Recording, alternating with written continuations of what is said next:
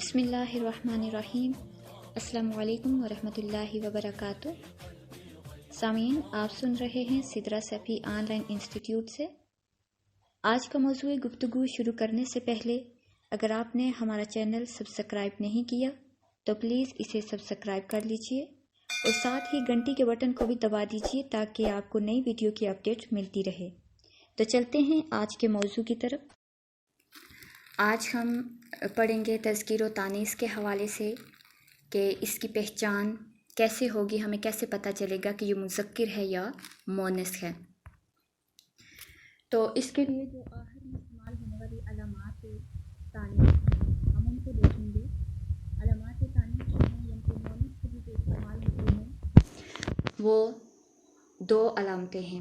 ایک تو یہ جو گول تا اگر یہ لفظ کے آخر میں آ جاتی ہے تو وہ مؤنث ہوگی، یعنی کہ ایک عورت کے لیے گول تا استعمال ہوتا ہے آخر میں، اور الف تا اگر لفظ کے آخر میں آ رہا ہے تو وہ تمام عورتوں کے لیے استعمال ہوگا۔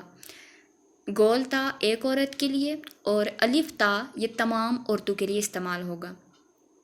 مثال کے طور پہ دیکھیں مسلماتن، اب آخر میں گول تا آ رہی ہے تو مطلب ایک مسلمان عورت، اور مسلماتن اگر الف تا آ رہا لاسٹ پہ تو یہ ہوگا تمام مسلمان عورتیں، اور مؤمناتن ایک مومن عورت، اور مؤمناتن تمام مومن عورتیں۔ آپ نے یہ یاد رکھنا ہے کہ کسی بھی لفظ کے آخر میں اگر گول تا آ رہی ہے تو وہ مؤنث ہے، اور اگر الف تا ہے تو وہ بھی مؤنث ہے، لیکن فرق یہ ہے کہ گول تا صرف ایک عورت کے لیے ہے اور الف تا تمام عورتوں کے لیے استعمال ہوگا۔ اس کے علاوہ جو ضمائر ہیں وہ ہم اپنے فنگر ٹپس پہ دیکھیں گے تو اس طرح آپ کو آسانی سے ان کی سمجھ آئے گی۔ فرسٹ پرسن ہوتا ہے، سیکنڈ پرسن اور تھرڈ پرسن۔ فرسٹ پرسن میں جو عربی میں حرف استعمال ہوتا ہے وہ یا اور نا ہے۔ یا مطلب میں، میرا، اور نا ہم یا ہمارا، ٹھیک ہے، یہ آپ نے فرسٹ پرسن کے لیے آپ نے یہ یاد رکھنا ہے۔ اس کے بعد ہم دیکھتے ہیں سیکنڈ پرسن کو۔ سیکنڈ پرسن مطلب آپ یا تم، ٹھیک ہے۔ اب ہم نے مؤنث اور مذکر آپ کو نظر آ رہا ہوگا۔ شہادت کی انگلی کو ہم مؤنث کے لیے رکھتے ہیں اور نیکسٹ جو ہے وہ مذکر کے لیے۔ تو اگر کاف کے نیچے زیر ہوگی تو وہ مؤنث ہوگا، یعنی کہ آپ ایک عورت، اور اگر کاف کے اوپر زبر ہوگی تو وہ مذکر کہلائے گا، آپ ایک مرد۔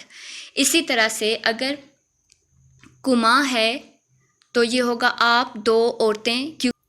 اردو میں واحد جمع ہوگا لیکن عربی میں واحد تثنیہ اور جمع تین ہوں گے، یعنی کہ ایک کے لیے واحد، دو کے لیے تثنیہ اور دو سے زیادہ کے لیے جمع کا صیغہ استعمال کریں گے۔ اب مؤنث کے لیے ہم کاف کے نیچے اگر زیر ہوگی تو یہ ایک عورت ہوگی، اور کاف کے اوپر اگر زبر ہوگی تو یہ ایک مرد کے لیے استعمال ہوگا، اور کما آپ دو عورتیں اور کما آپ دو مرد، ٹھیک ہے، تثنیہ کے لیے ایک ہی جیسا صیغہ ہوگا۔ اور کننا آپ تمام عورتیں اور کم آپ تمام مرد، آپ نے یہ یاد رکھنا ہے، عورتوں کے لیے کننا استعمال ہوگا اور مردوں کے لیے کم استعمال ہوگا، اور تثنیہ کے لیے کما ہی استعمال ہوگا عورت اور مرد دونوں کے لیے، اور جو مؤنث ہے ایک عورت کے لیے کاف زیر کی استعمال ہوگا اور مذکر کے لیے کا استعمال ہوگا۔ اگر لفظ کے آخر میں ہا ہے تو وہ ایک عورت کے لیے استعمال ہوگا، اور اگر ہو ہے تو وہ ایک مرد کے لیے استعمال ہوگا۔ یہ ہم تھرڈ پرسن کا پڑھ رہے ہیں، ٹھیک ہے۔ تھرڈ پرسن یعنی کہ وہ، اس یا ان، ٹھیک ہے، ان کے لیے استعمال ہوتا ہے۔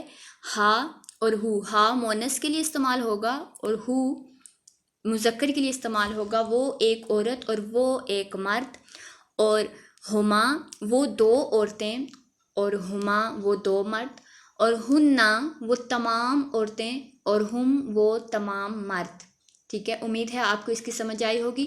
اب فرسٹ پرسن کے لیے یا اور نا استعمال ہوگا، سیکنڈ پرسن کے لیے کی، کما، کننا، کا، کما، کن، اور تھرڈ پرسن کے لیے ہا، ہما، ہننا، ہو، ہما، ہم۔ یہ آپ نے یاد کرنا ہے اور واحد تثنیہ جمع یہ میں نے بتایا کہ یہ عربی میں تینوں استعمال ہوتے ہیں. تو اس چیز کو اپنے فنگر ٹپس پہ سمجھیے گا. جزاک اللہ خیرن کثیرا.